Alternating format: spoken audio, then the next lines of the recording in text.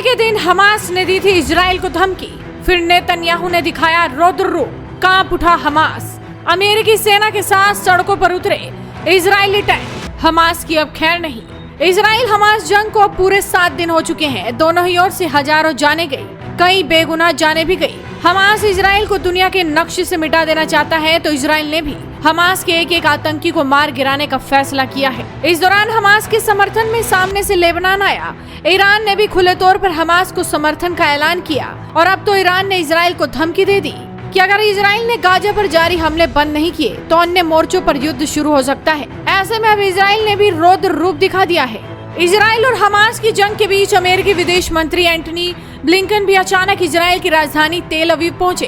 Blinken ने Israeli प्रधानमंत्री Benjamin Netanyahu से अकेले में लंबी बातचीत। इसके बाद दोनों नेताओं ने ज्वाइंट प्रेस कॉन्फ्रेंस की। इसमें ब्लिंकन ने कहा कि मैं खुद यहूदी हूँ और जो कुछ हुआ उसको महसूस कर सकता हूँ और एक बात साफ कर देना चाहता हूँ कि जब तक अमेरिका है तब तक इजराइल अपनी हिफाजत के मुद्दे पर खुद को अकेला न समझे। Here today, alongside our Israeli friends and all those who reject terror, to help find the glimmers of light, even in this moment of deep darkness, and to make clear that as long as there's the United States, Israel will never be alone.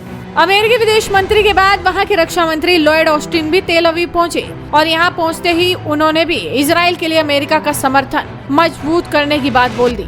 Israel की सेना ने आज जमीनी हमले से पहले उत्तरी Gaza के करीब 11 लाख लोगों को शहर छोड़ने के लिए बोल दिया है। साथ ही इजरायली सेना के टैंक गाजा की तरफ बढ़ रहे हैं। दरअसल गाजा पर भीषण बमबारी के बीच हमास ने इजराइल को चेतावनी दी थी। एक वीडियो संदेश में हमास के पूर्व प्रमुख ने जिहाद दिवस का आह्वान किया और धमकी दी कि जुमे के दिन ऐसा बदला लेंगे जो इजराइल ने सपने में भी नहीं सोचा होगा। दावा किया गया है कि इजराइल को जवाब देने के लिए हमास ने प्लान तैयार कर लिया है।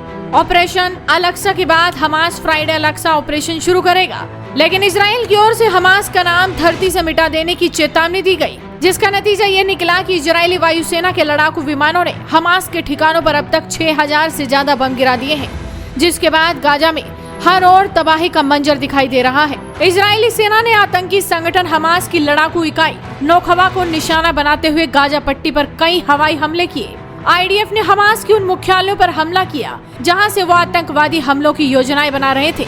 आपको बता दें कि हमास ने 7 अक्टूबर को इजराइल पर हमला किया था। देश के कुछ हिस्सों में रॉकेटों की बौछार कर दी थी, लेकिन इजरायली पीएम नेतन्याहू ने भी साफ बोल दिया था कि ऐसा बदला लेंगे कि 7 पीढ़ियां याद रखेंगी, और वैसा ही हो भी रहा है।